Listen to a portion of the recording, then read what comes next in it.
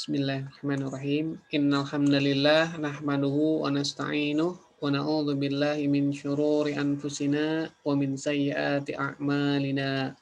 May yahdihillahu fala mudhillalah wa may yudlil fala hadiyalah.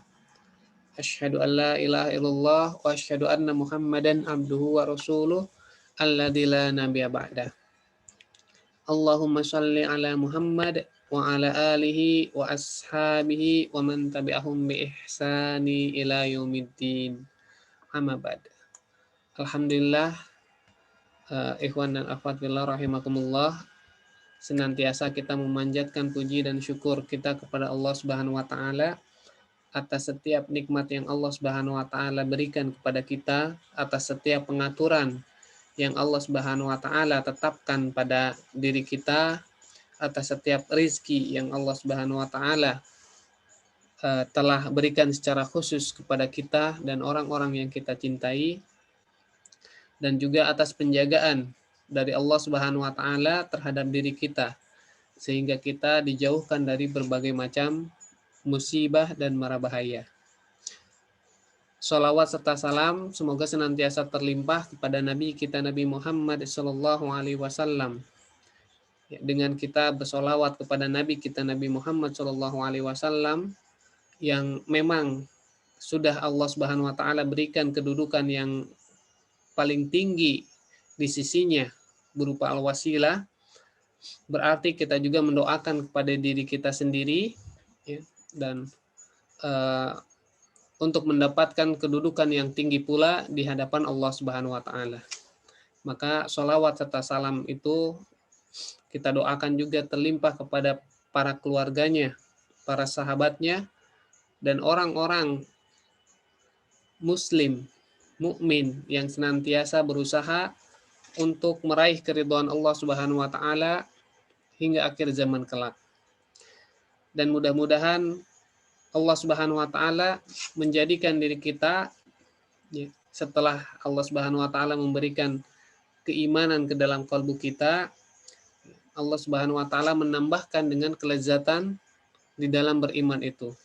Setelah Allah Subhanahu wa taala memberikan hidayah Islam, hidayatul irsyad, ya bagaimana kita berislam dengan benar, maka mudah-mudahan Allah Subhanahu wa taala menguatkan hati kita pula untuk istiqamah di dalamnya.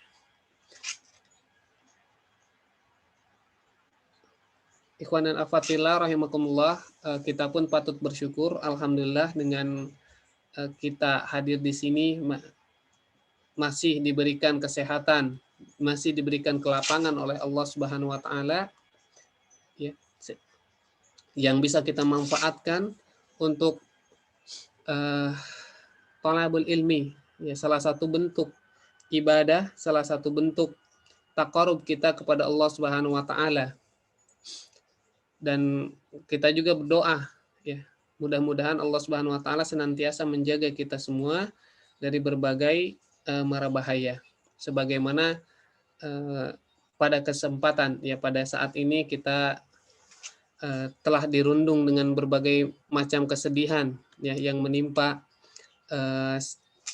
secara tidak langsung terhadap diri kita, yaitu menimpa orang-orang yang ada di sekitar kita. Ya, kemarin ada gempa ya, ada gempa di Sulawesi Barat, kemudian ada banjir di Kalimantan, ya, kemudian ada longsor di Sumedang, yang kita ya baik itu secara persaudaraan secara muslim ya atau rasa kemanusiaan kita, maka kita pun merasa bersedih terhadap bencana yang menimpa saudara-saudara kita. Dan juga ada kesedihan yang lebih mendalam lagi ya, ada kesedihan yang lebih mendalam lagi, yaitu dengan meninggalnya salah seorang ulama kita ya, Syekh Ali Jabir rahimahullah, yang mudah-mudahan Allah Subhanahu wa taala merahmatinya dan memberikan apa yang diusahakannya sebagai amal jariah bagi beliau.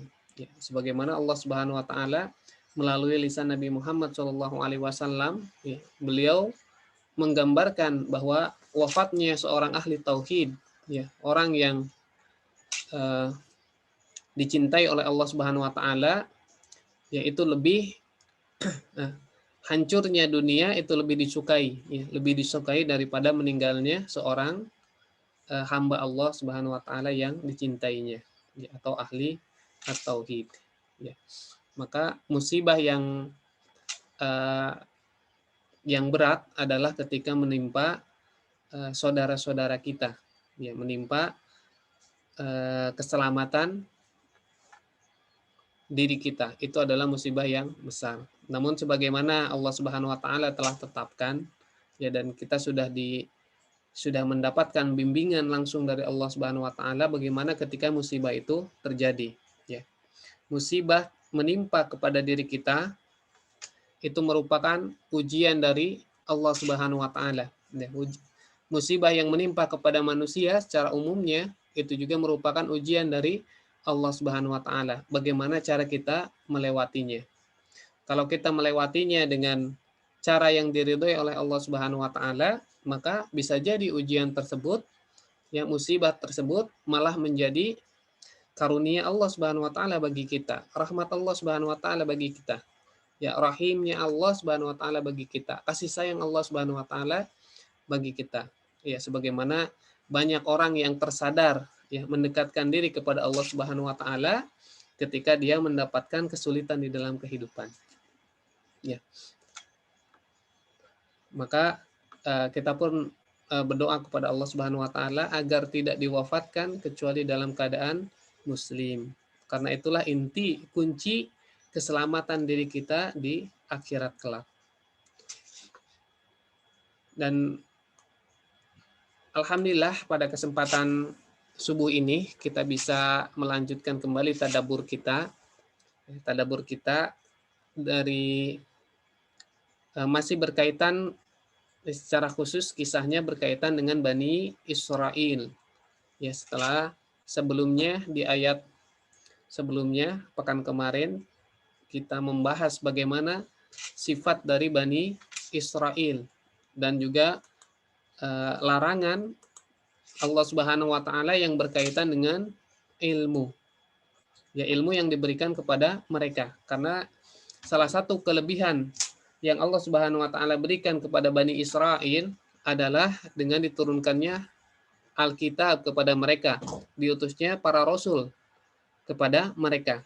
Maka secara umum Bani Israel itu telah diunggulkan dari segi keilmuan terhadap manusia yang lainnya.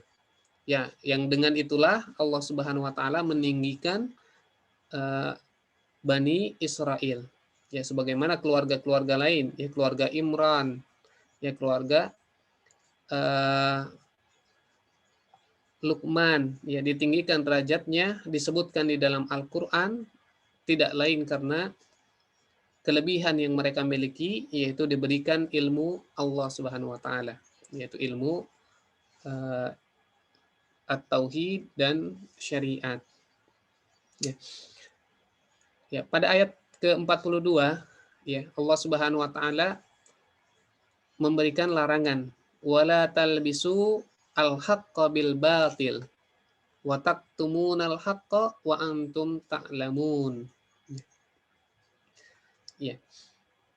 Pada asalnya ayat ini berkaitan dengan Bani Israel yang diseru oleh Allah Subhanahu wa taala, yang disuruh oleh Nabi kita Nabi Muhammad SAW untuk menerima Islam, terutama ahli Madinah.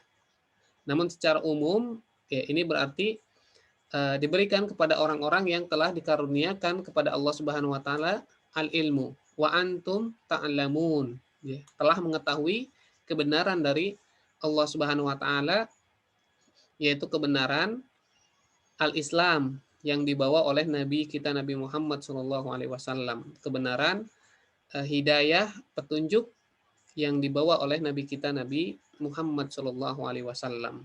Maka larangan ketika kita sudah mengetahui ilmu ini, ya, larangan yang pertama adalah la talbisul haqqo bil batil, ya, jangan memakaikan, menutupi, ya, seperti sebagaimana tubuh kita ditutupi oleh pakaian. Ya, al-haqqa. Ya, kebenaran itu ditutupi oleh al-batil. Ya, janganlah menutupi kebenaran dengan kebatilan. Ya, maknanya adalah jangan mencampur adukan antara kebenaran dan kebatilan. Ya, baik itu di dalam berilmu ataupun di dalam beramal. Ya, dalam berilmu yaitu apa yang kita ucapkan, apa yang kita dakwahkan, ya kita perlu menjaga diri ya supaya tidak tercampurnya mana yang hak dan mana yang batil. Karena terkadang hal yang batil itu disadari ya atau tidak disadari. Ya, disadari maupun tidak disadari. Makanya alhamdulillah ya para ulama mengkategorikan al-ilmu itu dengan beberapa kategori ya. Karena sebetulnya yang dimaksud dengan al-ilmu ya, al-ilmu yaitu ma'rifatul haq, yaitu mengetahui atau ma'rifatul syai' ala haqiqihi ya. Mengetahui sesuatu sesuai dengan hakikatnya, sesuai dengan kebenarannya. Dan ketika dibahas di dalam Al-Quran, dibahas di dalam Al-Hadis, maka yang dimaksud adalah mengetahui sesuatu sesuai dengan apa yang benar ya diajarkan oleh Allah Subhanahu wa taala dan Rasul-Nya. Jadi itulah yang dimaksud dengan al-ilmu. Adapun yang berkaitan yang tidak memiliki dalilnya, tidak memiliki landasannya dari Al-Quran atau As-Sunnah, ya, atau yang merujuk kepada keduanya, ya, maka perkara-perkara ini bisa termasuk pada yang diistilahkan dengan adzon, ya, prasangka. Ya, bahkan sampai disebutkan di dalam salah satu ayat, ya, inna dhanna la yughni minal haqqi syai'a. Ya, kalau dibandingkan ya sesuatu yang berasal dari prasangka adzon ya ketika dibandingkan dengan al-haq kebenaran yang memiliki dalil wahyu dari Al-Qur'an maupun As-Sunnah, maka la yughni minallahi syai'a. Ya tidak akan bermanfaat sedikit pun di hadapan Allah Subhanahu wa taala. Dan itulah yang menjadi landasan kita di dalam berilmu, yaitu ada wahyu yang turun ya, yang menjelaskan hal tersebut ya. Dan di dalam fikih ya para ulama sudah menetapkan batasan-batasan yang luar biasa ya sampai melahirkan hukum yang menjadi kesimpulan dari hukum tersebut. Ya, adapun kita yang tidak mengetahui metode-metode yang benar, maka kita perlu merujuk pada ulama-ulama yang terpercaya atau para fuqaha di bidang fikih ini.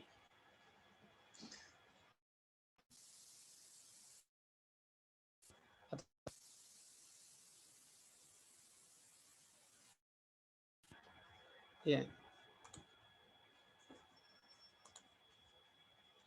Ya, jadi bisa dikatakan secara kasarnya standar kebenaran yang kita bisa yakini adalah ketika kita meyakini hal tersebut itu berasal dari Al-Quran, As-Sunnah berdasarkan penjelasan para ulama yang terpercaya di bidangnya. Ya. Ada ulama-ulama yang memang mengkhususkan diri dalam ilmu tauhid. Ya, ada ulama-ulama yang mengkhususkan diri dalam ilmu fikih. Kemudian ada cabang-cabang yang lainnya. Maka ketika kita merujuk pada ulama-ulama tersebut, kita yakini kebenarannya, maka itu bisa kita katakan itulah kebenaran yang kita yakini. Ya. Nah, ketika kita memiliki dzan, prasangka atau opini-opini yang itu tidak bisa kita tidak berlandaskan dari wahyu ya, dan itu berkaitan dengan agama, maka hendaknya kita menahan diri dari mengatakannya supaya tidak tercampur antara kebenaran dan kebatilan ya. Di dalam ilmu usul fikih ya, Ana pernah mendapatkan hal yang semacam ini ya. Kalau kita menduga ya suatu kesimpulan hukum dari hadis, ya misalnya satu kesimpulan hukum dari hadis, tapi kita tidak mengetahui adanya penjelasan ulama yang menyebutkan hal tersebut, maka hendaknya kita menahan diri, ya maka hendaknya kita menahan diri, tidak menyimpulkan kesimpulan hukum sendiri, ya ya untuk didakwahkan kepada orang lain. Ya ini yang perlu kita jaga.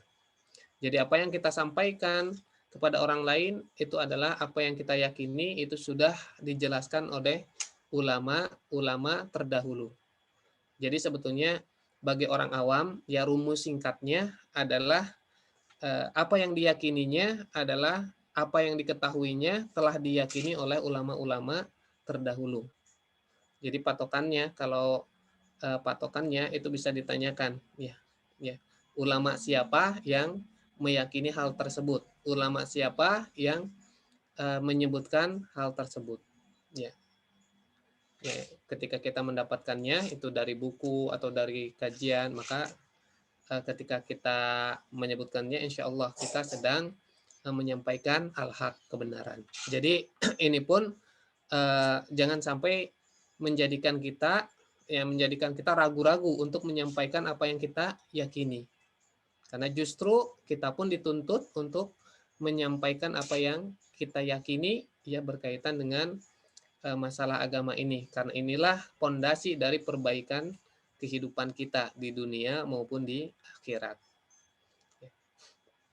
Maka yang kedua di sini watak tumul haqqo, ya, dan tidak boleh juga menyembunyikan hak, ya, kebenaran yang ketika itu dibutuhkan, ya, dibutuhkan oleh umat, ya.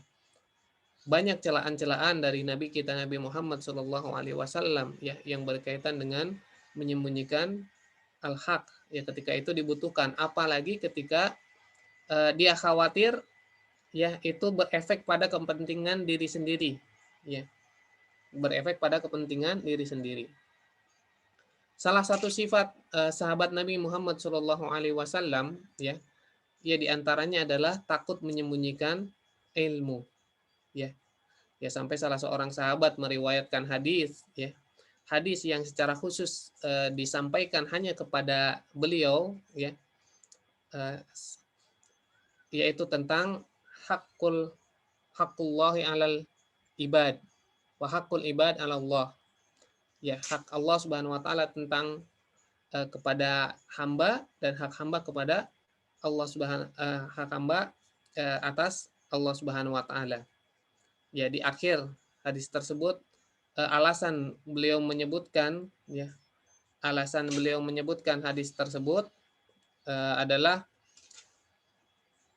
ya khawatir kalau beliau meninggal, ya, sebelum menyampaikan hadis tersebut kepada umat ini, ya, yaitu pentingnya kita bertauhid kepada Allah Subhanahu wa taala yang hanya dengan, ya, sekiranya dengan tauhid itu sendiri, ya, kita bisa dimasukkan dengan ke dalam surga Allah Subhanahu wa taala. Ya, jadi ini larangan yang telah disebutkan sebelumnya. Kemudian di ayat selanjutnya Allah Subhanahu wa taala memerintahkan untuk melaksanakan kewajiban-kewajibannya. Ya, melaksanakan kewajiban. Yaitu Allah Subhanahu wa taala berfirman,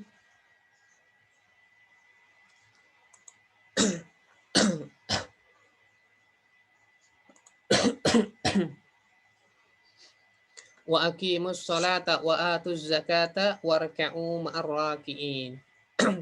Maka hendaklah mendirikan sholat, menunaikan zakat, dan ruku bersama dengan orang-orang yang ruku. Ya, apa yang disebutkan ini ini adalah mewakili dari apa-apa yang diwajibkan oleh Allah Subhanahu wa taala dan Rasul-Nya. Dan ini merupakan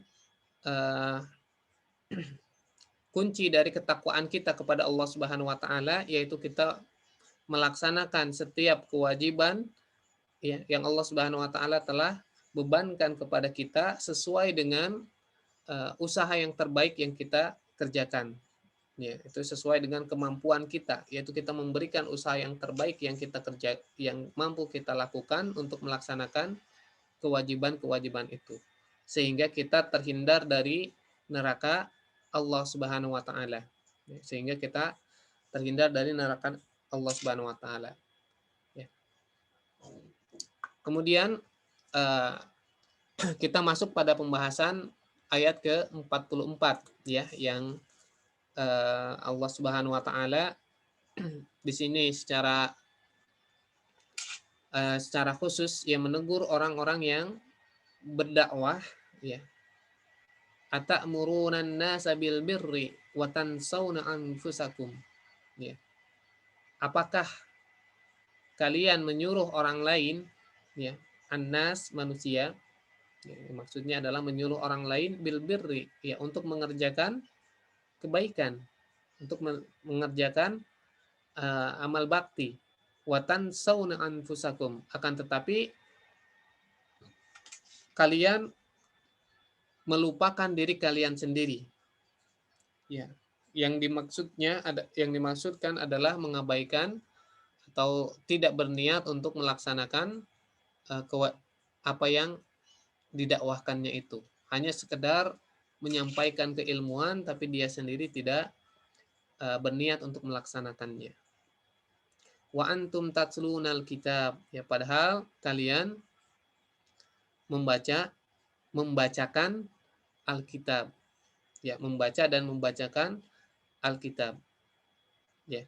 Jadi sudah mengetahui kebenaran yang di situ ada hal-hal ya atau ajaran-ajaran ya, apa-apa yang dikehendaki oleh Allah Subhanahu wa taala untuk dilakukan oleh kita ya sebagai hamba Allah Subhanahu wa taala.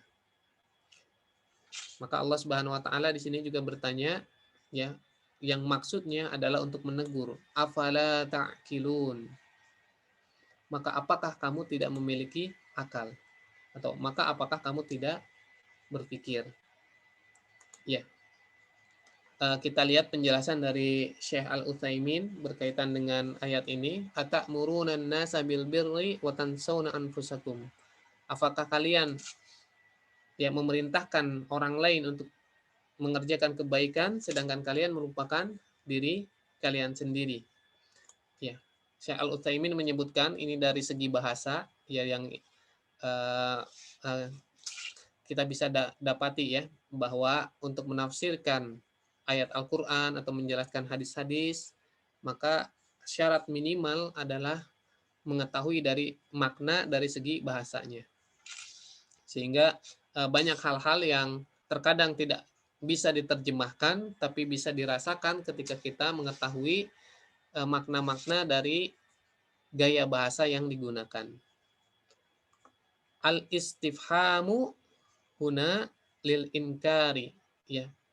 Bentuk pertanyaan A di sini apakah, ya, maksudnya adalah untuk pengingkaran. Jadi bukan menanyakan benar atau salah. Jadi kita menanyakan apakah, ya, itu bisa menanyakan benar atau salah ketika kita ragu, ya. Tapi pertanyaan di dalam Al-Qur'an yang menggunakan hal atau menggunakan A maknanya apakah, itu tidak bermaksud pada hal yang pertama ini, ya. Karena Allah Subhanahu wa taala alim, ya, maha mengetahui bima fis sudur. Ya, apa yang ada di dalam qalbu, bahkan mengetahui apa yang ada di dalam qalbu. Atamuruna nasa, ya.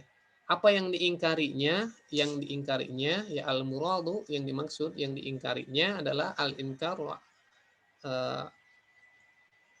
amarin nas, yaitu memerintahkan manusia bil birri, kepada kebaikan, ma'a, ya, akan tetapi ya, anisyan, ya, lupa an-nafsi, ya. Ma'an nisyanin nafsi, ya. Akan tetapi dia disertai dengan lupa diri, ya. Apa yang dimaksud, ya, yaitu ketika diri kita sendiri, ya, padahal diri kita sendiri adalah yang paling berhak untuk memulai dari apa yang diserukan itu. Jadi ketika kita menasihati orang lain, ya, menasihati orang lain, maka hendaknya kita memberi nasihat adalah dengan apa-apa yang kita berniat untuk mengerjakan hal tersebut, hal yang kita nasihatkan tersebut.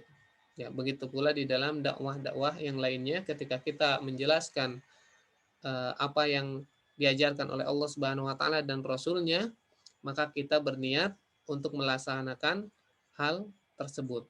Ya. Sebagaimana larangan dari oleh Allah Subhanahu wa taala di dalam surat As-Saff, ya, kabura maqtan indallahi an taqulu ma la taf'alun. Ya, sungguh kabura maqtan, telah sangat besar, ya, sangat besar kemurkaan dari Allah Subhanahu wa taala an taqulu, ya, apabila kalian mengatakan ma la taf'alun, apa yang tidak akan kalian kerjakan. Jadi di situ peringatannya, ya, ada ancaman yang besar kemurkaan Allah Subhanahu wa taala, ya, terhadap, ya, orang yang mengatakan apa yang dia tidak berniat untuk mengerjakan. Ya.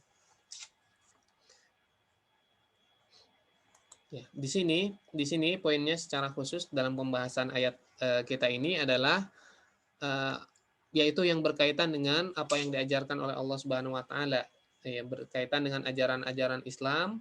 Apabila ada seseorang yang mengajarkan, ya, mengajak untuk kebaikan tapi dia sendiri tidak berniat untuk melaksanakannya, maka itulah yang termasuk pada pertanyaan ini, ya, pada pengingkaran ini, ya. Memang pada asalnya pengingkaran ini diberikan kepada Bani Israel atau orang-orang Yahudi, ya, yang memiliki sifat seperti ini. Yes. Bahkan sifat ini sifat secara umum yang mereka miliki pada ahli-ahli kitabnya, pada ulama-ulama mereka atau rahib-rahib mereka. Ya, mereka mengajak kepada kebenaran, ya, mengajak pada kebaikan, tapi diri mereka sendiri melupakannya. Ya. Uh, Nanti ada berbagai macam penyebab, ya, kenapa mereka melakukan seperti itu. Banyak kepentingan-kepentingan diri mereka sendiri, ya, yang mengalahkan, ya, dari tujuan yang sesungguhnya, yaitu yang seharusnya hal ini hanya dilakukan untuk mendapatkan keridhaan Allah Subhanahu wa taala, akan tetapi kepentingan-kepentingan dirinya ternyata lebih ditonjolkan sehingga terjadi hal yang tadi telah dilarang oleh Allah Subhanahu wa taala, yaitu yang pertama mencampur adukan kebenaran, yang kedua menyembunyikan ilmu, kemudian yang ketiga adalah hal ini, ya, yaitu mengajak pada orang lain tapi dia sendiri tidak melaksanakannya. Ya, na'udzubillahi min dzalik. Ya, ini memang ya, kita perlu berhati-hati terhadap setiap ucapan kita, ya, baik itu ucapan yang berkaitan dengan masalah keduniaan, ya, apalagi, ya, yang berkaitan dengan masalah akhirat, ya. Karena sebetulnya memberi nasihat kepada orang lain, ya, itu bukan perkara yang sekedar basa-basi, ya. Jangan sampai kita memberikan nasihat kepada orang lain itu dengan sekedar basa-basi, ya. Namun memang boleh kita menyebutkan kondisi-kondisi ideal meskipun kita belum melakukannya, ya, meskipun kita belum melakukannya, tapi syaratnya adalah kita berniat, ya, apa yang kita sampaikan itu juga akan kita praktekkan, ya, akan kita praktekkan ketika kita menghadapi masalah yang sama, menghadapi kondisi yang sama. Jadi jangan juga mencegah, ya, diri kita sendiri dari menyampaikan ilmu karena takut kita tidak bisa melaksanakannya. Bahkan ketika kita mengajak kepada orang lain, ya, meskipun kita tidak melaksanakannya karena berbagai macam alasan, ya, berbagai macam hal, berbagai macam kondisi, maka tetap kita bisa mendapatkan pahala dari orang yang melaksanakannya. Ya, misalnya kita menjelaskan tentang atau menjelaskan tentang keutamaan puasa Daud, padahal kita sendiri tidak mampu untuk puasa Daud, ya. Tapi tetap kita jelaskan, ya. Kalau seandainya kita memiliki kesempatan, ya kita pun akan melakukan. Maka ketika kita menyampaikan hal tersebut itu boleh, ya. Itu boleh. Begitu pula misalnya ada yang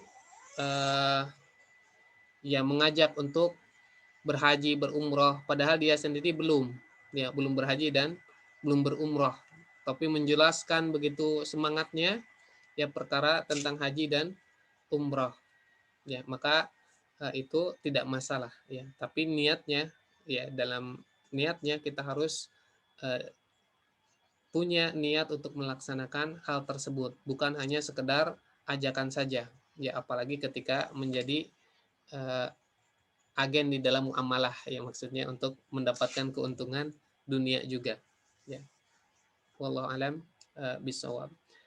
Kalau kita lihat ulama-ulama kita terdahulu, kenapa mereka ilmunya berkah, ya kenapa mereka ilmunya begitu kuat, ya salah satu kelebihan mereka adalah sebagaimana Pak digambarkan, ya para sahabat Nabi Shallallahu Alaihi Wasallam, ya tidak menghafalkan Al-Quran, ya. Cara menghafal mereka adalah sedikit demi sedikit, yaitu sedikit demi sedikit kemudian diaplikasikan, dilaksanakan. Dan begitu pula ulama-ulama setelahnya, tabi'in, tabi'ut tabi'in, ya sebagaimana disebutkan salah seorang dari mereka, ana lupa namanya, ya. Ada seorang budak datang kepada ulama tersebut, ya untuk menyampaikan, ya untuk meminta ulama tersebut menyampaikan dalam khutbah Jumatnya mengenai memerdekakan budak, ya memerdekakan budak. Tapi ternyata setelah berminggu-minggu dan berlalu beberapa bulan, ya khutbah berkaitan dengan masalah tersebut tidak disampaikan, ya sampai ketika suatu Jumat, ya akhirnya ulama tersebut menyampaikan, menyampaikan tentang bagaimana memerdekakan budak dan bagaimana keutamaan-keutamaan memerdekakan budak, yang disebutkan efeknya begitu luar biasa, ya. Orang yang mendengarkan ceramahnya, ya banyak budak-budak, termasuk budak yang datang kepada ulama tersebut itu dibebaskan, ya. Maka hamba tersebut, ya budak tersebut datang kepada ulama tersebut, ya bertanya, mengapa engkau ya menunggu sampai berbulan-bulan untuk menyampaikan materi ini? Sekiranya itu langsung disampaikan, maka kami akan lepas dari perbudakan berbulan-bulan yang lalu. Namun ulama ini menjawab, ya sungguh aku telah mengumpulkan uang, ya, untuk memerdekakan seorang budak terlebih dahulu. Ya, jadi luar biasa, ya masya Allah. Ya beliau tidak menyampaikan ya kecuali setelah melakukannya terlebih dahulu. Begitu pula digambarkan Imam Ahmad rahimahullah, ya madhab yang kita kenal, ya Hambali, yang alhamdulillah di Indonesia juga sekarang termasuk madhab yang besar, ya meskipun tidak disebutkan, ya selain madhab Syafi'i juga ada madhab Hambali. Imam Ahmad bin Hambal, ya digambarkan oleh para sahabatnya bagaimana kesungguhan, ya Imam Ahmad bin Hambal ini dalam melaksanakan hadis-hadis yang beliau telah hafalkan, ya sampai salah satu kejadiannya adalah ketika beliau dibekam kemudian memberikan 1 dinar, ya karena Rasulullah Shallallahu Alaihi Wasallam pernah melakukan hal tersebut. Bahkan disebutkan bahwa Imam Ahmad meminta istrinya untuk melaksanakan beberapa hadis yang berkaitan dengan hubungan antara suami istri, ya secara khusus. Jadi begitu semangatnya, ya dari apa yang dihafalkan ya diaplikasikan, ya. Jadi diniatkan untuk mengaplikasikan seluruh yang beliau mampu ya dari apa yang diajarkan oleh Nabi kita Nabi Muhammad SAW. Bahkan sebelumnya ya ada Imam Anas bin Malik. Imam Anas bin Malik juga luar biasa ya. Bukan hanya dalam mengaplikasikan ya, bukan hanya dalam mengaplikasikan eh, hadis-hadis yang telah beliau hafalkan, tapi juga bahkan dalam menyampaikan hadis pun ya, beliau memiliki adab-adab yang begitu luar biasa. Sampai disebutkan Anas bin Malik rahimahullah ya, yaitu atau Imam Malik bin Anas ya. Uh, Malik bin Anas ya, mazhab Maliki ya, karena namanya Malik bin Anas bin Malik ya. Beliau rahimahullah tinggal di kota Madinah ya, akan tetapi beliau tidak pernah menunggangi kuda ya. Salah satu alasannya adalah bagaimana aku bisa menunggangi kuda sedangkan di negeri ini ada kubur kekasihku, yaitu Nabi Muhammad SAW ya. Padahal tidak ada larangan ya, tidak ada larangan yang berkaitan dengan ini, tapi ini hanya sekedar penghormatan beliau terhadap negeri Madinah tersebut ya. Ini saking semangat luar biasanya, saking menjaga adab luar biasanya. Bahkan ketika menyampaikan hadis, meriwayatkan hadis, ya beliau tidak meriwayatkan hadis, ya tidak ingin meriwayatkan hadis kecuali dalam kondisi yang terbaik, ya tidak tergesa-gesa. Bahkan dalam meriwayatkan hadis, beliau senantiasa dalam kondisi yang terbaik, yang memakai baju yang terbaik, memakai wewangian, ya. Yang ini merupakan adab beliau terhadap penjagaan hadis. Ya. Ini luar biasa dan itu bisa kita dapati dari biografi para ulama, bagaimana mereka benar-benar melaksanakan apa-apa yang telah mereka dapatkan dari ilmu Islam ini. Ya begitu pula ketika mendakwahkannya. Iya.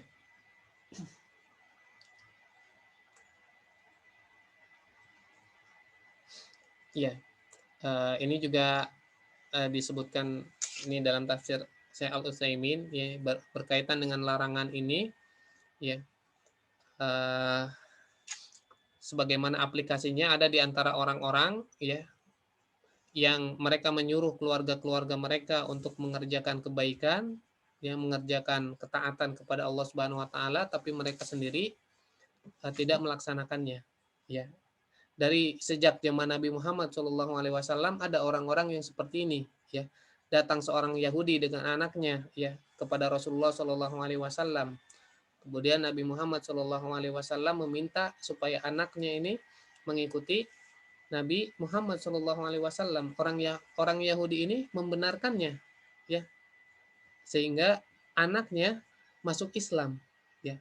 Tapi ayahnya sendiri dia tidak ikut ke dalam Islam, ya, dengan berbagai alasan. Ya, diantaranya yang disebutkan, diantaranya adalah, ya, kalau kita istilahkan ada gengsi, ya, baik itu karena kedudukannya, baik itu karena ya jabatannya, karena hartanya, ya atau kewibawaannya di masyarakat, ya. Di tengah-tengah kita juga banyak yang seperti ini, ya.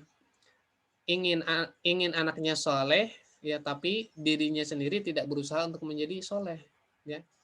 Dia memerintahkan anaknya untuk mengaji, tapi dia sendiri sampai saat itu tidak bisa ngaji dan tidak niat untuk baca Quran, ya. Belum bisa baca Al-Quran dan tidak niat untuk belajar baca Quran, tapi selalu nyuruh anaknya untuk belajar baca Quran, ya, sampai kalau tidak mau ngaji dimarahi, ya. Begitu pula menyuruh sholat, tapi dia sendiri tidak sholat. Jadi perkara di sini yang dimaksud, ya, yang atamuruna nasa bil birri, ya, maka poin utamanya adalah menyuruh pada kewajiban-kewajiban, ya. Ya, karena kalau kita tidak berniat untuk melaksanakan kewajiban saja, ya itu sudah termasuk ya benih-benih dari dosa. Ya.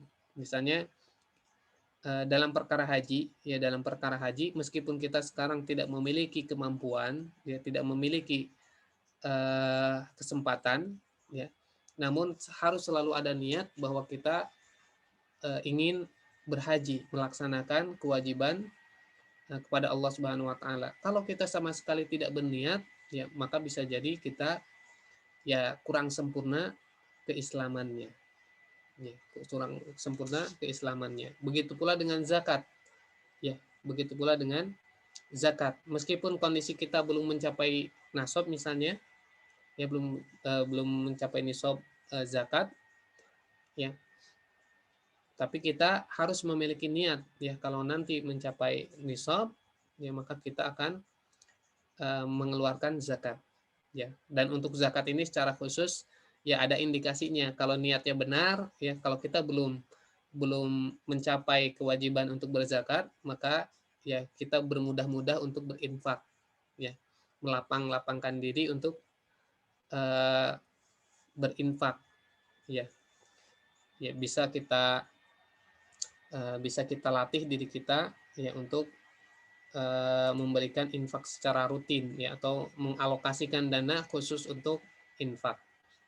Ya kalau perusahaan saja ada alokasi dana untuk sosial, ya maka seharusnya diri kita itu lebih butuh ya untuk mengalokasikan diri kita untuk berinfak kepada fi sabilillah, di jalan Allah Subhanahu wa taala. Karena sesungguhnya sebenarnya ya investasi yang paling besar kita untuk akhirat kita adalah investasi infak di amal jariyah. Ya, amal jariyah itu yang pahalanya akan terus menerus mengalir selama apa yang kita infakkan itu ya masih digunakan. Ya. Makanya Rasulullah Shallallahu Alaihi Wasallam menyebutkan ya sumber atau puncak dari amal jariah itu ada 3. Ya. Yang pertama adalah harta yang diinfakkan, ya diwakafkan, ya dia digunakan untuk kepentingan umat atau kepentingan-kepentingan yang digunakan untuk kebaikan, ya maka itu akan selama itu digunakan maka akan mendapatkan pahalanya. Ya sebagaimana menginfakkan Al-Qur'an, menginfakkan buku-buku, menginfakkan alat-alat tulis, ya mewakafkan sarana-sarana pendidikan, yaitu termasuk amal jariyah, infak jariyah. Kemudian ya yang anak yang soleh, yaitu mendidik anak yang soleh. Ya, sebagian ulama menyebutkan ya ini tidak terbatas untuk anak kita sendiri, ya tapi juga bisa anak asuh kita, atau bahkan ada istilah lainnya anak ideologis, ya anak binaan kita. Ya ini termasuk yang apabila mereka berdoa untuk diri kita, maka itu ketika kita meninggal pun doa kita akan sampai kepada diri kita. Ya kemudian yang lebih bisa kita kerjakan adalah menyebarkan ilmu, ya ilmu yang bermanfaat, ya ilmu yang bermanfaat terutama dalam urusan-urusan ilmu ad-din, ya ilmu agama, ya dan ini juga secara luas ilmu yang bermanfaat dalam urusan-urusan keduniaan, ya yang membantu memudahkan urusan kaum muslimin, ya maka ilmu yang diberikan untuk hal tersebut akan menjadi amal jariyah, dan ini yang lebih banyak menyebar, yang lebih banyak menyebar, ya lebih insya Allah ya investasi yang lebih besar, ya sebagaimana Rasulullah Shallallahu Alaihi Wasallam menyebutkan man sanna sunnatan hasanatan, ya barang siapa yang ya membiasakan ya satu sunnah yang baik, yaitu mengajak pada mengikuti sunnah Rasulullah Shallallahu Alaihi Wasallam, falahu ajrun, ya maka dia akan mendapatkan pahala, ya kemudian pahala dari orang yang mengikutinya, ya, la yanqusu dzalik, ya, dan tidak sedikit pun dikurangi, ya. Jadi pahalanya dari pahala orang yang pahala dirinya sendiri yang mengajak dan mengerjakan, kemudian pahala orang yang diajak atau yang mengikuti, ya. Dan begitu pula nanti kalau misalnya orang yang mengikuti kita em, mendakwahkan juga kepada orang lain, maka yang berikutnya juga ya akan sampai pahalanya kepada kita, ya. Jadi ini yang kita kenal dalam bisnis itu multi level marketing, ya. Kalau multi level marketing di dalam bisnis itu lebih cenderung pada keharaman, ya. Banyak perkara gurur di sana. Tapi kalau di dalam meraih pahala ini MLM ini itu hal yang dijanjikan oleh Allah Subhanahu wa taala. Ya, makanya orang yang pertama kali memasuki surga Allah Subhanahu wa taala adalah nabi kita Nabi Muhammad Shallallahu alaihi wasallam. Ya, orang yang mendapatkan kedudukan paling tinggi di antara manusia, ya, di antara makhluk Allah Subhanahu wa taala adalah nabi kita Nabi Muhammad Shallallahu alaihi wasallam, ya, karena setiap apa yang kita kerjakan dengan mengikuti tuntunan Nabi Muhammad Shallallahu alaihi wasallam maka akan mendapatkan beliau akan mendapatkan pahala dari apa yang kita kerjakan juga. Begitu pula umat yang terbaik adalah umat sahabat Nabi Muhammad Shallallahu alaihi wasallam, karena mereka lah yang mengajarkan kepada uh, generasi setelahnya. Apa yang kita kerjakan hari ini, ya, itu yang uh, tuntunannya itu disampaikan melalui para sahabat, maka para sahabat pun mendapatkan pahala dari hal tersebut. Nah, kesempatan kita berikutnya adalah kita menjadi pionir bagi generasi setelahnya, ya, atau istilahnya jadi puncak MLM-nya, puncak MLM untuk generasi kita nanti setelah kita. Jadi ketika kita meninggal pun, ya, kalau yang pernah ikut MLM mungkin sering diiming-imingi, ya, dalam tidur saja kita masih dapat istilahnya transferan, ya, dapat keuntungan bahkan ketika kita tidur. Nah, itu dalam bisnis, ya. Tapi kalau di dalam pahala itu adalah hal yang dijanjikan oleh Allah Subhanahu wa taala. Jangankan kita tidur, ya. Ya. Pahala kita terus mengalir. Bahkan ketika kita nanti meninggal pun pahala kita tetap mengalir. Ya, istilahnya rekening kita tetap bertambah, rekening pahala kita tetap bertambah, ya. Ya, makanya nanti banyak orang yang merasa dirinya heran, ya, merasakan dirinya heran, ya, dengan amalan-amalannya dia merasa dirinya sudah tidak akan selamat dari neraka Allah Subhanahu wa taala. Tapi kemudian, ya, Allah Subhanahu wa taala memberikan kemuliaan bahkan memasukkan dirinya ke dalam surga Allah Subhanahu wa taala. Ya. Maka ditanyakan, dengan amalan apa aku mendapatkan hal ini? Ya, di salah satu riwayat yang anak ingat yaitu berkaitan dengan orang tua yang mengajarkan anaknya. Ya, salah satunya, ya, orang tua yang mengajarkan anaknya. Ya.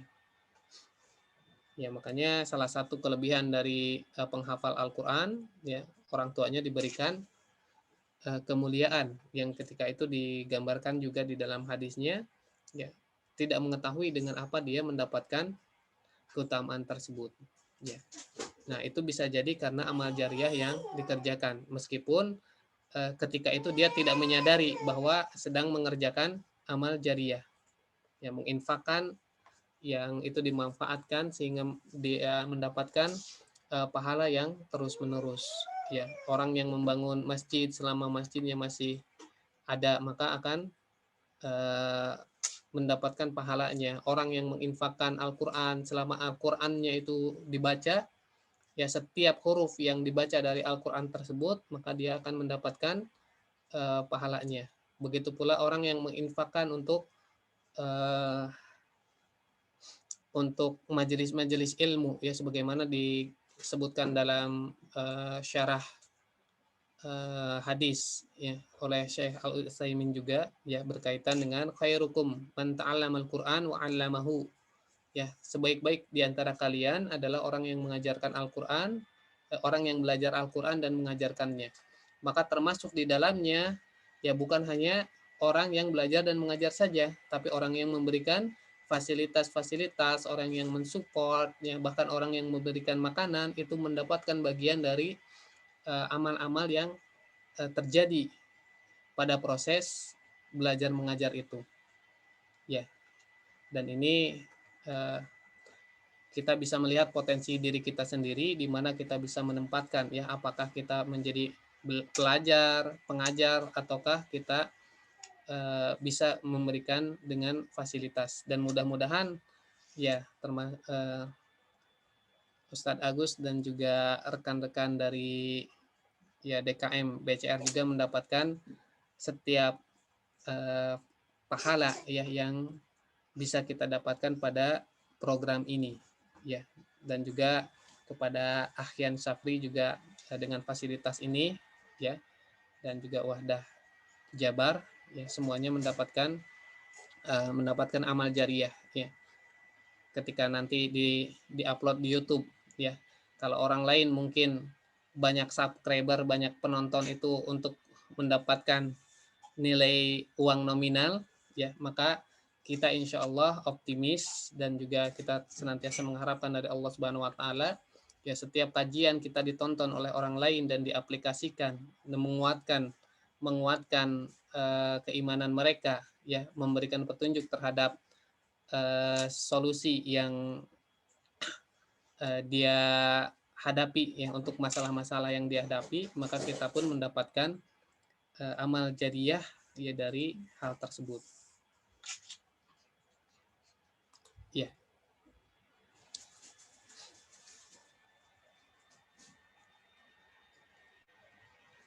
Ya, alhamdulillah. Yang berikutnya ya ini wa antum tatlunal kitab ya. Ya, ini penegasan bahwa kondisi orang yang menyampaikan itu sebetulnya sudah mengetahui kebenaran, ya sudah mengetahui kebenaran, tapi dia tidak mau melaksanakannya. Ya, ada pertanyaan dari Allah Subhanahu Wa Taala yang ini sering disebutkan di dalam Al-Quran. Afala ta'qilun? Apakah kamu tidak berpikir?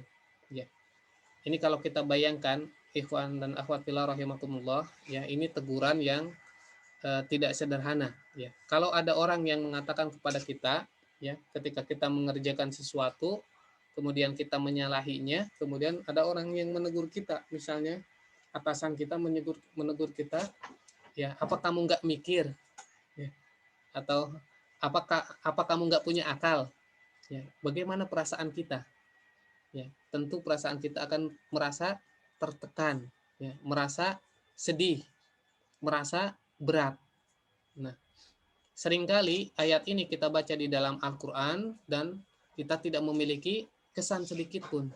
Ya, istilahnya lempeng saja, cuma baca saja, karena kita tidak memahami kandungannya. Nah, minimal ketika kita membaca ayat seperti ini, afala ta'qilun, afala tatadzakkarun, ya, afala tafakkarun, ya itu hendaknya kita melihat apa yang disampaikan sebelumnya. Apakah bisa jadi kita termasuk orang yang ditegur oleh Allah Subhanahu Wa Taala? Apakah kamu nggak mikir? Ya, ya maka di sini Syekh Al Utsaimin juga menyebutkan al istifhamu huna, ya pertanyaan apakah di sini adalah litaubih, yaitu untuk teguran. Jadi pertanyaan apakah itu bisa untuk pengingkaran, bisa untuk menegur, ya ada juga untuk merendahkan, ya bisa jadi untuk merendahkan, ya litadlil, yaitu untuk merendahkan ya, karena kita sudah tahu ya orang tersebut sudah mengetahui kebenaran ya, tapi dia menyelisih kebenaran tersebut, maka kita bertanya dengan apakah itu adalah untuk merendahkan Ya, bisa jadi hal yang seperti itu.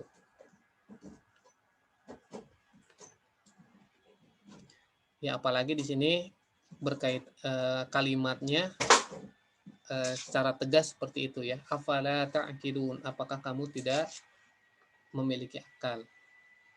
Ya, di sini Syekh Al-Utsaimin juga menyebutkan maknanya, yaitu apakah kamu tidak memiliki akal yang mengetahui dengannya kesalahan-kesalahan dan kesesatan-kesesatan kalian. Ya. Maka yang dimaksud dengan akal di sini ya disebutkan al-aqlu huna ar-rusyd. Ya, yang dimaksud adalah akal rusyd, ya, petunjuk. Ya, ini untuk memudahkan para ulama menjadikan ada istilah-istilah, ya. Ada akal ar-rusyd dan ada akal al-idrak, ya, untuk mengetahui. Ya, secara singkatnya, orang yang mengetahui kebenaran, ya, berdasarkan wahyu sebagaimana disebutkan di sini, li'annal aqla nau'an.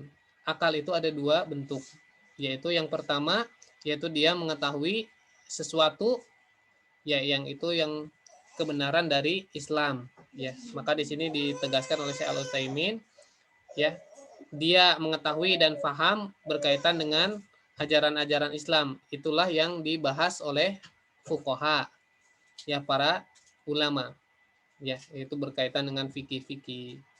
Ya, begitu pula dengan masalah keimanan dibahas oleh tauhid. Ya, dalam ilmu tauhid. Jadi sudah mengetahui kebenaran yang berlandaskan wahyu dari Allah Subhanahu wa taala, ya, itu sudah disebut berakal. Ya, maka dalam istilah kita berakal itu adalah mampu membedakan mana yang salah dan mana yang benar. Yaitu salah dan benar menurut syariat. Ya, kita mampu membedakan salah dan yang benar menurut syariat. Akan tetapi teguran di sini adalah berkaitan dengan perilakunya, berkaitan dengan perilakunya. Maka ini diistilahkannya akal ar-rusydi, yaitu dia membedakan mengikuti petunjuk atau tidak mengikuti petunjuk Allah Subhanahu wa taala. Jadi sebagaimana orang alim, ya, orang alim disebutkan oleh Ali bin Abu Thalib, ya, ya, tidak dikatakan seorang alim apabila dia tidak mengamalkan ilmunya, ya. Jadi orang yang sudah berilmu, ya, itu secara bahasa disebut alim. Akan tetapi kalau dia tidak mengamalkan ilmunya, maka dia tetap dalam keadaan jahil. Ya, sama seperti ini. Orang berakal, ya, sudah mengetahui mana yang benar dan mana yang salah, tapi kalau dia tidak melaksanakannya, maka dia tidak layak untuk dikatakan orang yang berakal. Ya. Dia sudah mengetahui kewajiban sholat, tapi dia tidak sholat, ya, maka seolah-olah tidak layak untuk dikatakan sebagai orang yang berakal karena tidak mengikuti akalnya. Ya, ya, kita,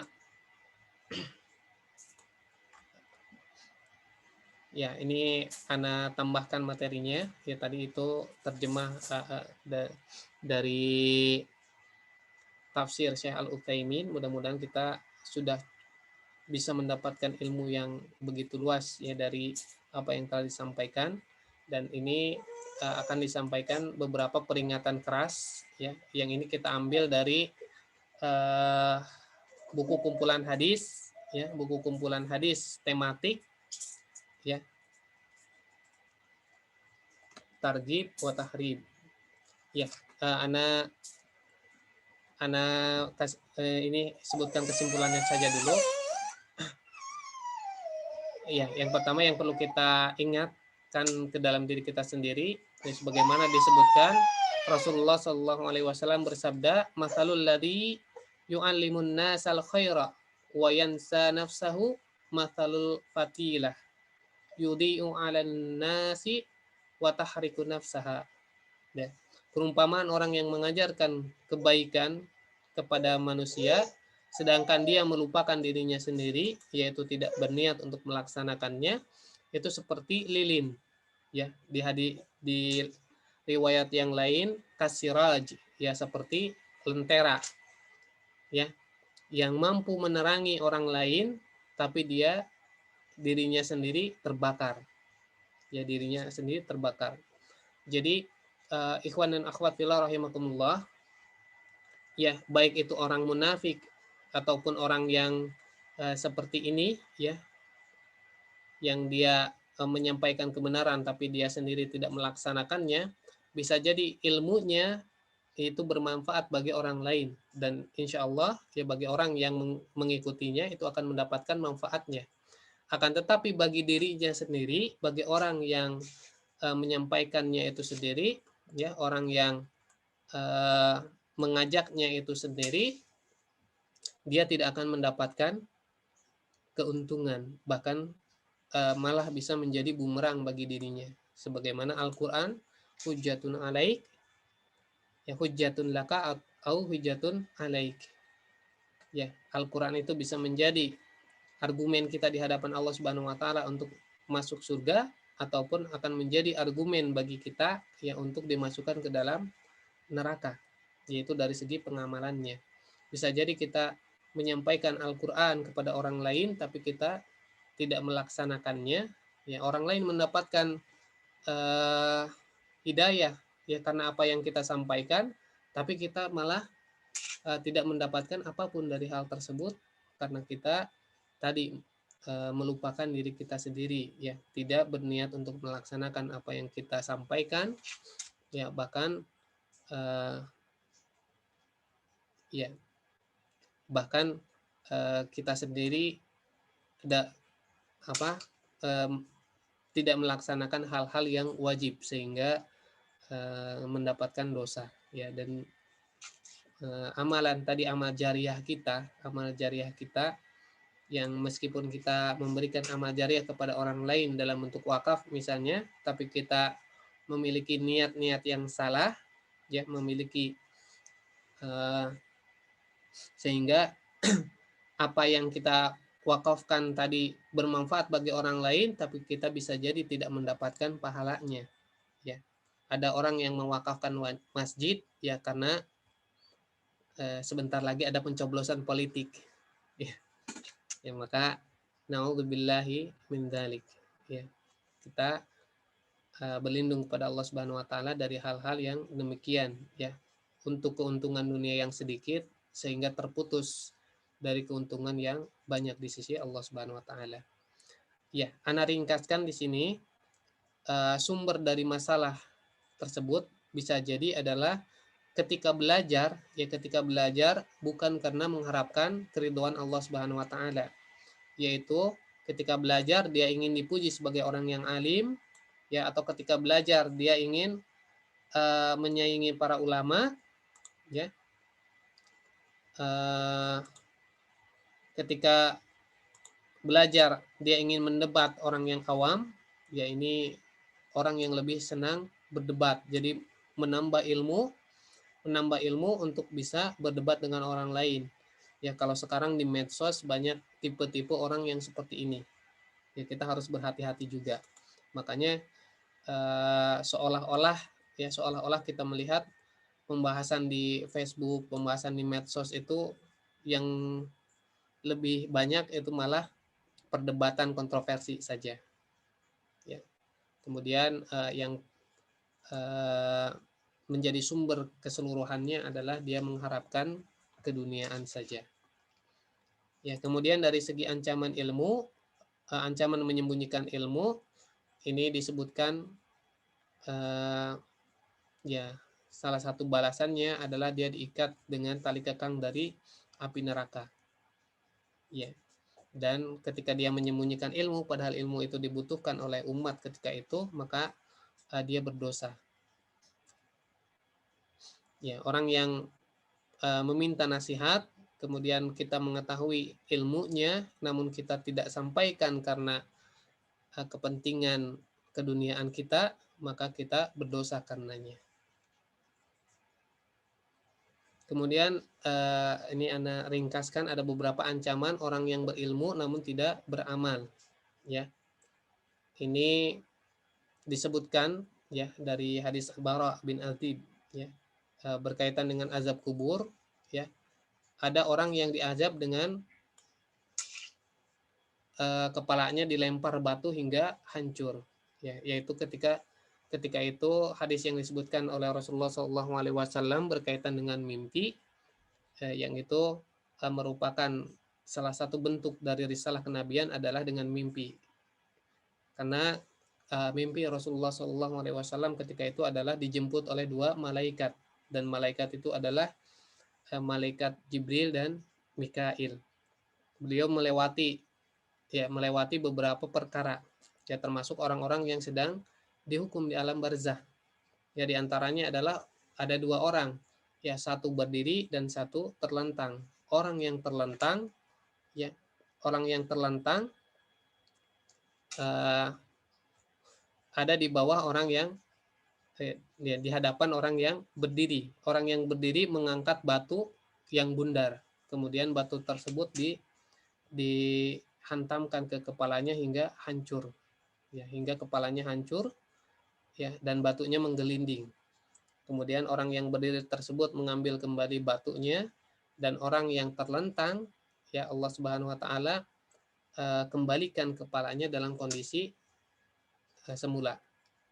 Ya, disebutkan di situ bahkan yang mengambil batunya adalah orang yang terlentang, ya, diberikan kepada orang yang berdiri, kemudian dia berdiri lagi, ya, dia terlentang lagi.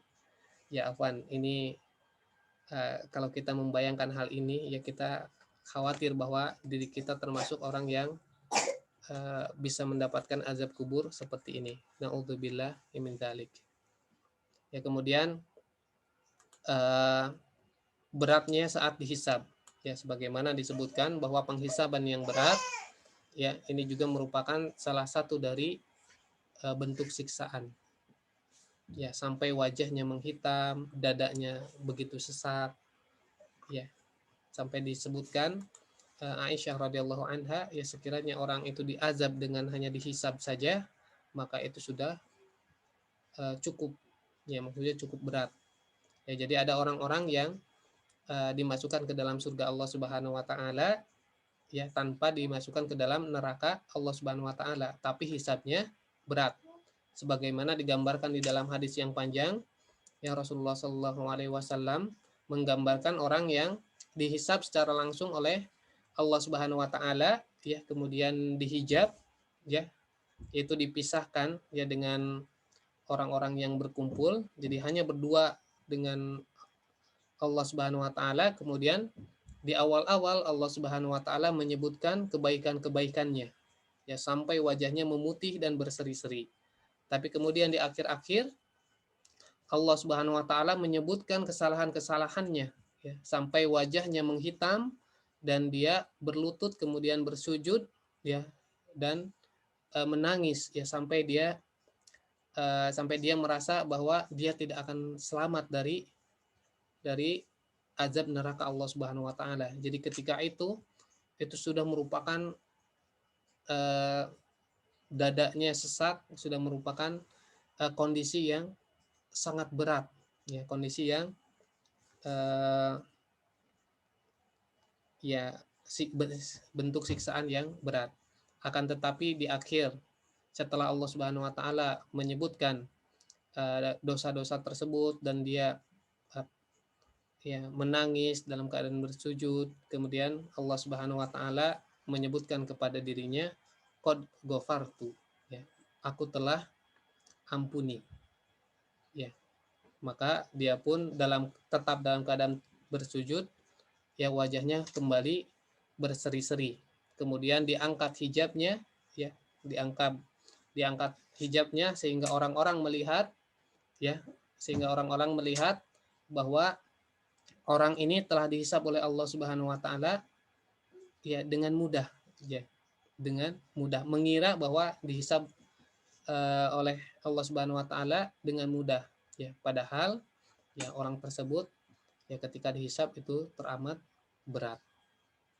Ya, ini kondisi beratnya hisab karena hal tersebut.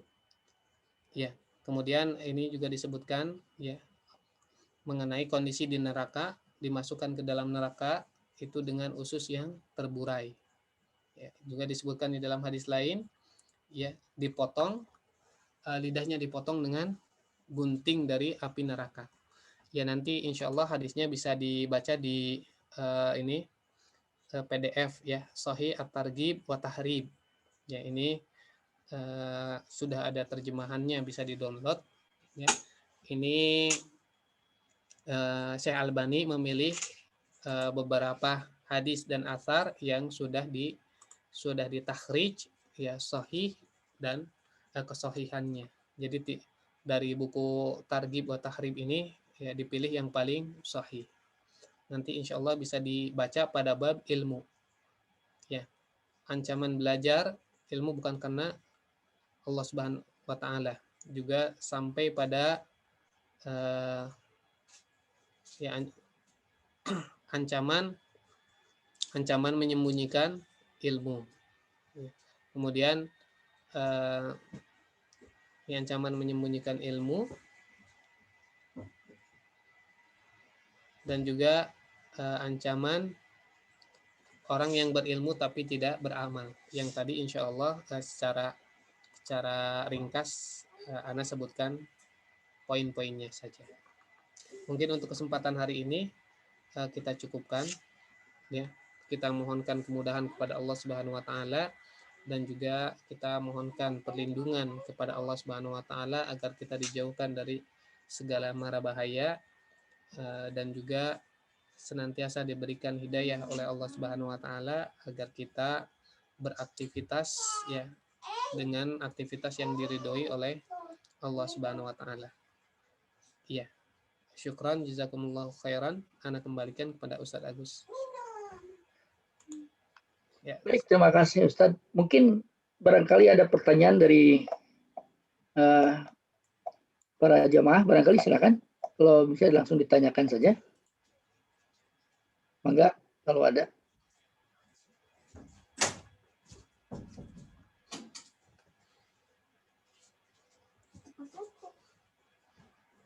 Ya, silakan. Kalau ada pertanyaan silakan ditanyakan.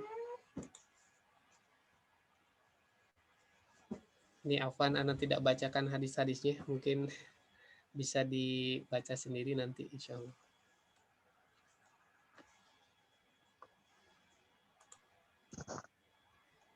Ustadz mau nanya boleh? Iya. Silakan Pak Sabroni. Iya. Tadi di salah satu yang dikisahkan itu adalah kalau tidak salah Anas bin Malik itu tidak mau naik kuda di Madinah karena di situ ada makam Rasulullah.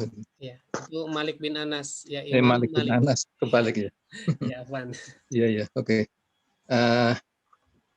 Saya gini, ini kan masalah akhlak, yang kedua masalah syariat itu. Kadang-kadang kan di kita ya itu di sesuatu yang sebenarnya tidak perlu dipertentangkan tapi dipertentangkan gitu lah. Dibikin jadi memprovokasi perbedaan gitu. Nah, sebenarnya kalau kita mau naruh akhlak itu, ini pikiran saya. Nanti tolong dikoreksi kalau akhlak itu bisa jadi tempatnya adalah di atas syariat gitu. Jadi selama tidak bertentangan dengan syariat, karena pengen menghormati, maka posisi Malik bin Anas itu akhlak adalah di atas syariah itu. Apa benar seperti itu? Ya. Ada pertanyaan lain? Sudah, Ustaz? Itu aja. Oh, saya seperti itu. Ya, akhlak itu bagian dari syariah. Ya, bagian dari syariah. Ya, beberapa ulama membedakan ya inti dari ajaran Islam itu ada 3. Ya, sebetulnya ulama yang lain menyebutkan hanya ada 2. Yang pertama adalah tauhid. Yang kedua adalah fikih. Ya, fikih, tauhid ini berkaitan dengan atau akidah berkaitan dengan keyakinan-keyakinan. Sedangkan fikih itu berkaitan dengan muamalah. Nah, dalam pembahasan fikih itu ada pembahasan antara muamalah dengan Allah Subhanahu wa taala, ada muamalah dengan manusia. Kemudian ada juga fikih yang berkaitan dengan fadilah-fadilah, ya, yaitu muamalah dengan manusia yang lainnya, yang di situ ada keutamaan-keutamaannya. Itu adalah bagian dari akhlak, ya. Maka ulama yang lain menjadikan 3, ya, yang semuanya sebetulnya secara istilah itu ilmu Islam, ya, akidah, ada syariah atau fikih, ya, kemudian dibedakan menjadi ada akhlak, ya. Jadi kalau secara awalnya akhlak itu termasuk bagian dari fikih, tapi dari segi ilmu itu dipisahkan. Jadi itu Ustadz. Kemudian itu Pak. Kemudian dalam hukum fikih itu ada yang haram, ya, ada yang makruh, ada yang mubah, ya, ada yang mandub atau sunnah, kemudian ada yang wajib, ya. Yang perkara-perkara yang berkaitan dengan akhlak itu pada asalnya adalah perkara-perkara yang termasuk hukum hukumnya adalah mubah, ya. Tapi karena Rasulullah Shallallahu Alaihi Wasallam biasanya di dalam hadis-hadisnya menyebutkan keutamaan-keutamaan, ya, maka di situ ada tingkatnya menjadi naik, ya, naik menjadi sunnah, ya. Kemudian ketika ada 2 hal yang istilahnya, ya, banyak jalan menuju surga, ya, bisa jadi dalam kondisi yang sama kita memiliki cara-cara yang berbeda dalam menyikapinya. Maka di situ ada istilahnya afdoliyah, mana yang lebih afdol yang kita pilih, ya. Kalaupun kita hanya melaksanakan yang tidak mendapatkan atau yang mubah saja, dia tidak mendapatkan pahala, maka itu boleh. Jadi tidak bertentangan sebetulnya. Hanya mana yang lebih afdol yang kita kerjakan. Kalau kita benar-benar bersungguh-sungguh untuk mendapatkan keutamaan dari Allah Subhanahu wa taala, ya, maka kita mengikuti apa yang sudah disebutkan.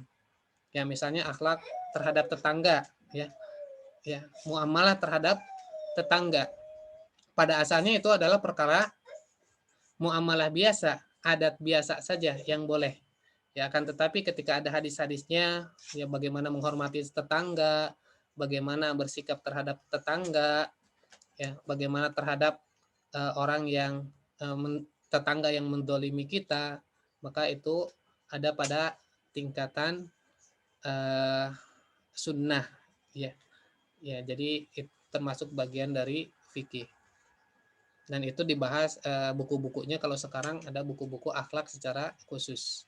Ya, misalnya kita bisa mempelajari di Bulughul Maram, ya, Bulughul Maram itu pada asalnya itu adalah kitab kumpulan fikih, hadis-hadis yang berkaitan dengan fikih. Tapi di akhir kitabnya ada istilahnya Kitabul Jami. Ya, Kitabul Jami, ya. Jadi ini adalah bagian dari fikih juga, tapi itu bagian dari akhlak. Ya, akhlak. Jadi itu Pak, mungkin itu tidak terpisah dari syariah, hanya dari segi ilmu, ya. Karena keluasannya, ya, sebagaimana Nabi kita Nabi Muhammad SAW, ya, innama bu'istu, ya, liutammima makarimal akhlak, ya, seolah-olah, ya, tidaklah aku diutus kecuali untuk menyempurnakan akhlak. Karena luasnya pembahasan, maka dari segi ilmunya dipisahkan. Jadi begitu. Jadi kalau dikatakan di atas syariat, itu tidak, ya. Karena yang paling atas dari syariat adalah perkara-perkara yang wajib. Ya, perkara-perkara yang wajib, kemudian menghindari dari perkara-perkara yang haram. Mungkin itu Pak, kalau ada yang bisa ditambahkan silakan. Jadi untuk masalah akhlak itu adalah abdoliyah, pilihan kita mana yang lebih baik yang bisa kita kerjakan. Ya, mangga Ustadz Agus kalau ada yang mau ditambahkan. Baik, saya kira cukup Ustadz tadi penjelasannya. Mungkin saya kira mungkin waktunya sudah berakhir ya untuk pertemuan kali ini. Mungkin silakan ditutup saja mungkin dengan beberapa patah kata dari Ustadz Rahmat. Mangga, silakan. Ya, alhamdulillah, alhamdulillah senantiasa kita memintakan perlindungan kepada Allah Subhanahu wa taala, dan tidak lupa kita memintakan perlindungan kepada Allah Subhanahu wa taala dari kejelekan diri kita sendiri. Ya, karena yang menjerumuskan kita ke dalam neraka Allah Subhanahu wa taala, ya kita tidak bisa menyalahkan kepada setan, tidak juga bisa menyalahkan kepada takdir, tapi ketika di neraka orang-orang hanya menyalahkan kepada dirinya sendiri. Ya, maka hendaknya kita banyak berlindung kepada Allah Subhanahu wa taala dari kejelekan diri kita sendiri, dan senantiasa memintakan dengan sungguh-sungguh ya ketika kita memintakan ihdinas siratal mustaqim, ya kita menghadirkan hati agar Allah Subhanahu wa taala memberikan petunjuk pada setiap aktivitas kita, sehingga kita dimasukkan ke dalam surga Allah Subhanahu wa taala dengan hisab yang mudah, dan diampuni dosa-dosa kita, sehingga kita masuk ke dalam surga Allah Subhanahu wa taala dengan rahmatnya tanpa dimasukkan ke dalam neraka terlebih dahulu. Dan juga kita meminta supaya kita dikumpulkan bersama dengan orang-orang yang kita cintai. Ya, mudah-mudahan kita semua juga dikumpulkan oleh Allah Subhanahu wa taala di surga Allah Subhanahu wa taala kelak. Ya, akhiru da'wana alhamdulillahirabbil alamin. Nastaghfirullahal azim. Ya, subhanakallahumma wa bihamdik asyhadu an la ilaha illa anta astaghfiruka wa atubu ilaik. Ya, syukran jazakumullah. Alhamdulillah sudah kita tutup. Ya, mangga kalau yang sudah. Terima kasih Ustadz. Sampai ketemu lagi insya Allah pekan depan. Assalamualaikum warahmatullahi wabarakatuh. Waalaikumsalam warahmatullahi wabarakatuh.